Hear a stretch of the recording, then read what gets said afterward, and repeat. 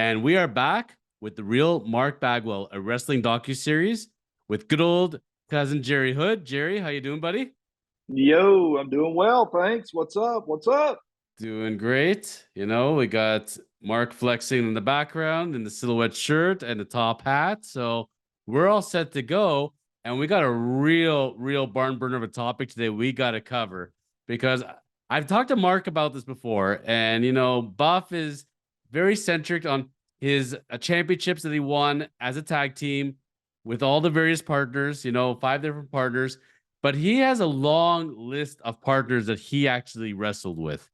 And he'll tell you which guys he enjoyed, why. But I want to talk about now as a guy that is family with him, that's seen him in the ring with these guys. Which of the partners did you enjoy the most? Who do you think were Marc Bagwell's best tag team partners? So I have a list here actually, but I was curious to see off your memory, who do you remember, who most sticks out in your mind in the tag team division with Buff Bagwell? I've seen him with Scotty the Body, which actually Raven, Rick Steiner, Scott Steiner, Dale Wilkes, which was the Patriot. Am I saying that name correctly? Dale? Correct. Very Okay. good. Dale, great guy. The Patriot. Too Cold Scorpio. What a great tag team. Scotty the Partner that was Body. Scotty the Body. What was his last name? Scotty. Let's see. There were two. There were two Scots that he wrestled with. Yeah, Scotty Riggs. I know Riggs. Yeah. Scotty Riggs was a great family friend as well. Wow, Scott. You got me on Scotty the Body and I Raven. believe it's Norton, is it not? No, that's Scott Norton. Scott Norton was Vicious and Delicious. Vicious and Delicious. That is correct. But I was wondering who Yep. the body was. Okay.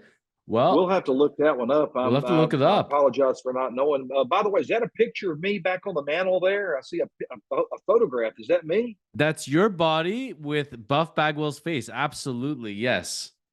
I saw it. I recognized it, and I was like, "Holy Well, you've man!" seen it in the mirror every day. Absolutely. That's early '90s, the everything. So that's great. But I was trying to think of everybody.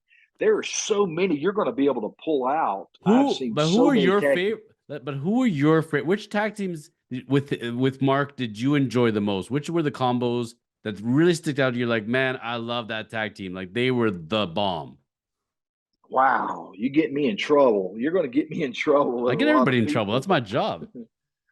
Um, Personally, for me, with all due respect, Too Cold Scorpio. I think they meshed. I enjoyed that. The acrobatics, the everything, they got along.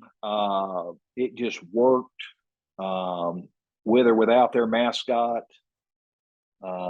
Who's their mascot? Teddy Long? I think it's called a manager, but yes. Yeah.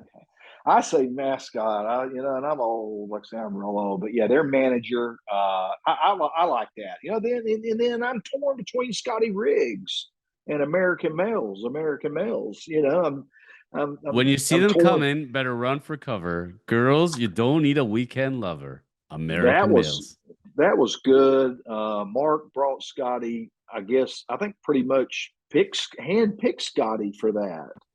And I hope Scotty's doing well if he's watching this. Give a shout out, Scotty Riggs. What's Scotty up, bro? Riggs. I got to give a shout out to my Cranberry Mustang too in Ball Ground, Georgia. You forgot about that, but once I look at the segments and the emails, I try to do a good script and everything, but I'm getting old. Y'all just have to bear with me. But what is your list? Am I missing anybody like Well, we're Dallas gonna go through. Page? You did miss a couple really important ones actually, but first thing I'm gonna ask you when we talk about the tag team ranks, how shocked were you that I was able to dig up the actual singer of American Males and actually get that recorded live? There's no footage on video anywhere of a live recording of American Males, and we got it on this program. How nuts was that? That was insane, man. That's you're the greatest. Somehow you found me. I don't know how you found me. I guess you drove to Atlanta after leaving Miami, and You didn't even know it. You went straight up 75, headed back to Canada, eh? I just And smelled. I followed the scent of barbecue. I smelled pulled pork and chicken, darkened chicken, and I was like, well, I got to get there. And I found your smoker. So I think that's how we did that one. It I'm a took a lot of. world champion smoker. When we smoke here at the farm, of course we have to do it away from the cabin, so we don't smell like smoke or what have you. But when we do it closer to the road, and people drive by, they blow the horn when they smell it, because I mean, it's like driving through Marietta. If anybody's driven through Marietta in the 80s and 90s, going east of the Big Chicken is a little place out on the left called Williamson Brothers Barbecue. And you smell theirs, it's a phenomenal. We're about 3 steps above that. And we got a big smoker here. Bagwell loves it. And Bagwell's older brother is not a big pork guy, though. He's more of a beef guy. So if we're going to smoke brisket, he's down for that. But I'm a big pork guy. Always have been. The ribs, the shoulders, the Boston butts. I love a butt. I love a good butt. So He likes big butts and he cannot lie. So that's how we found Jerry Hood. But to find Mr. Todd Plant was not an easy feat. And how because did that come about? so they literally, so when they record these theme songs, there's no video of them anywhere. And they literally have the music, they make the lyrics, they bring the guy in, they record him on a DAT usually or quickly in the studio. These things get done in less than a day. So took some work, but found Jimmy Hart. Jimmy Hart was not that cooperative because he's got the WWE contract, but we found his co-writing partner in WCW. That was Howard Helm. And Howard led us to Todd Plant, and that's how we had the both of them together, and we had the recording. So worked out great. And what inspired that was because Mark loves the American Males theme song. I mean, the Buff Daddy one is off the charts, but when he sings a theme song, for whatever reason, Buff Bagwell's favorite theme song is the American Males one. That's the one he sings to. That's the one that stuck out to him. So I said to myself, we got to find the singer. And we're working on digging up the singer from the Buff Daddy theme song. Stay tuned. I have a lead. I know who it is. Now I got to find them. So we're on it. That's good. We're on it. Yeah, I was really shocked. Well, not really shocked. I was amazed. I know that when y'all dig it up there at the Cormans LLP, I know we can dig up some people, and we close real estate transactions in Ontario, and we dig up wrestling theme song singers. So getting back to the tag team ranks, we'll get into American Males in a moment. Not in any real order. There's about 4 or 5 tag team partners for Buff Bagwell that really stick out to me. The first one, I think my real favorite when I come down to it, is Scotty Steiner. Like the whole thing, they were called Buff and Bad. I don't really love the name too much. Buff and Bad, but Scott Steiner, they had chemistry on the air. Their vignettes together, they were awesome. That was, I think, the peak Buff Daddy era. They were in the NWO together. I think they were a great tag team. I think very highly underrated because everybody thinks of the Steiner brothers. But I like Buff Daddy and Scott Steiner as a heel more than I like the Steiner brothers together. oh, for sure, Scotty's first class all the way, as is Rick. Are you familiar with how it came about and Scotty and Buff getting together? I am not, but you're going to share it with us. Buff broke his neck, of course, in the ring with Rick Steiner. Okay. And then they're in the healing process after going through the Shepherd Center and everything. Once he started coming back, he was Scotty's manager and basically didn't do anything but just wear the airbrushed overalls, the white top hat, the white overalls at that point in time, and just sort of hung with Scotty. And Scotty was the big voodoo daddy and the, holler if you hear me. And it was, it was great. And of course, they were like, wow, if he's a great manager and they're clicking like that or meshing, whatever you want to say, when he gets fully released from the doctor, that's when Vince put him through and said, and that's Russo, put them through. And Eric was down with it, and that's Bischoff. I know you know that, but I just want to give credit and props for everything's due. But and then all of a sudden it took off. It went to the top, and there you have it. So they were great that's together. They just had a great yeah. chemistry together. They were a lot of fun to watch every week. I remember when they were on St. Louis and talking about Mark McGuire juicing. It was so good. Oh, they were the best together. That was really good. So they come into me as number one.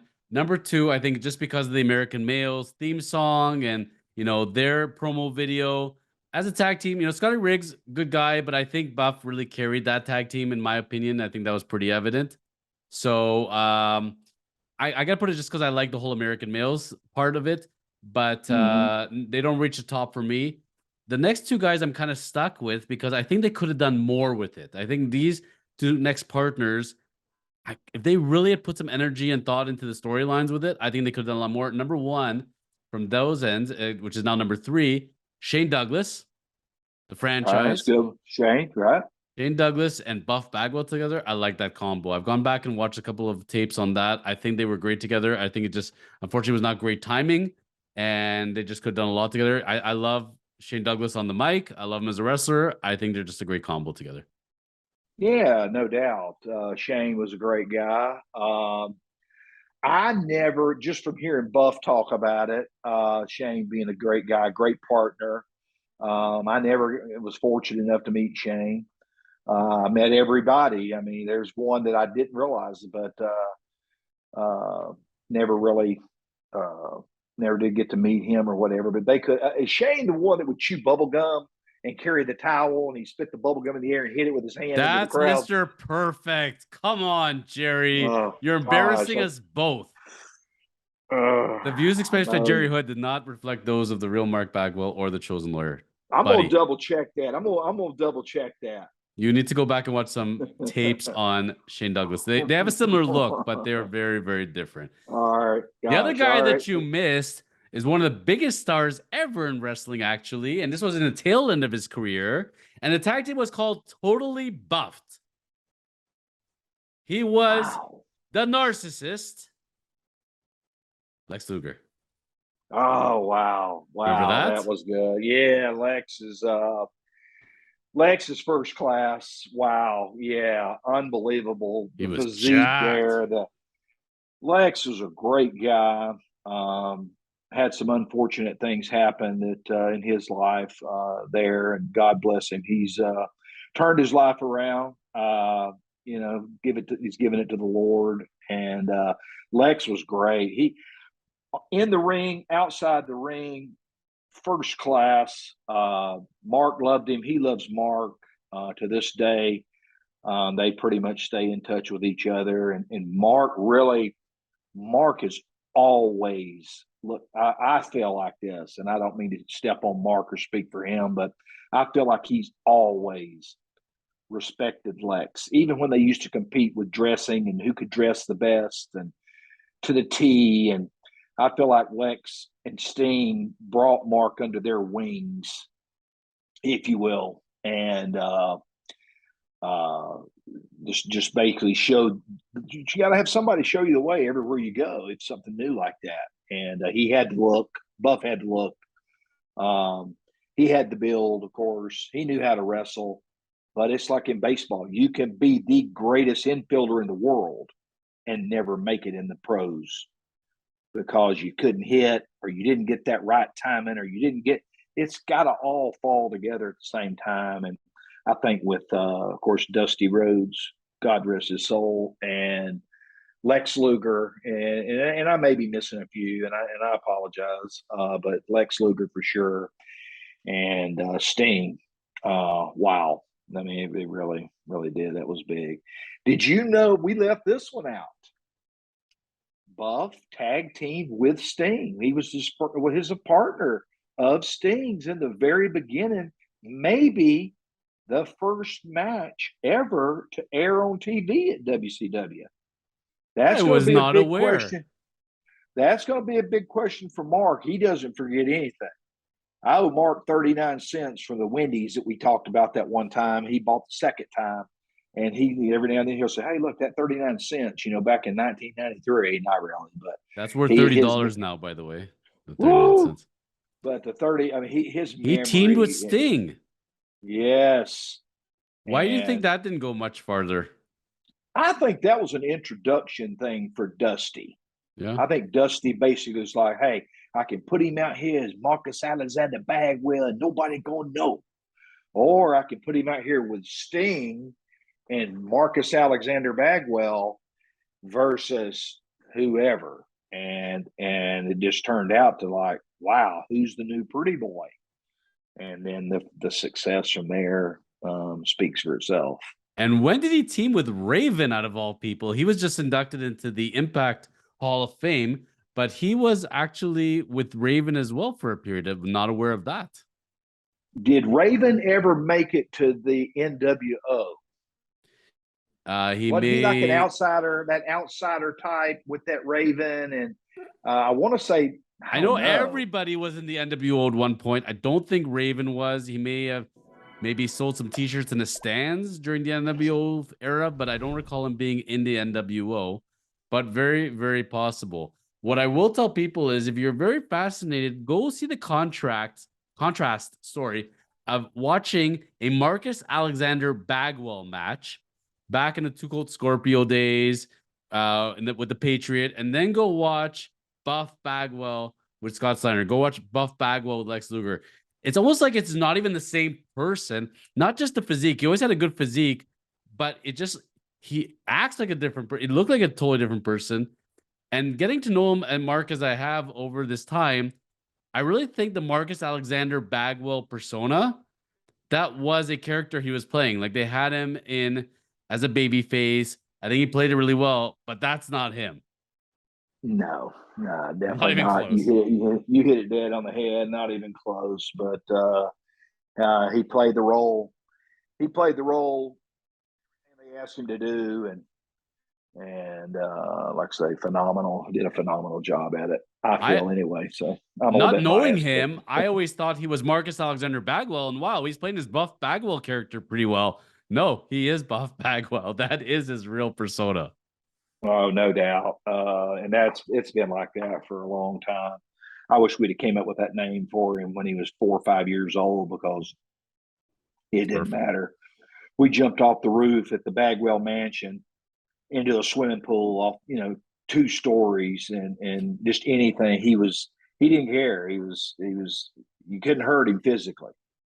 And all the brothers were like that. They were all, rough bunch there on that end, jumping off houses and wrecking motorcycles into trees, and it didn't matter. It was a fun ride back then. Well, one of them has agreed to come on the show, but has a $10,000 asking fee. Has he come down on his price at all? I talked to Steve Jr. About that, and his cliche is if you got the dough, it's all go for Stevie Bro.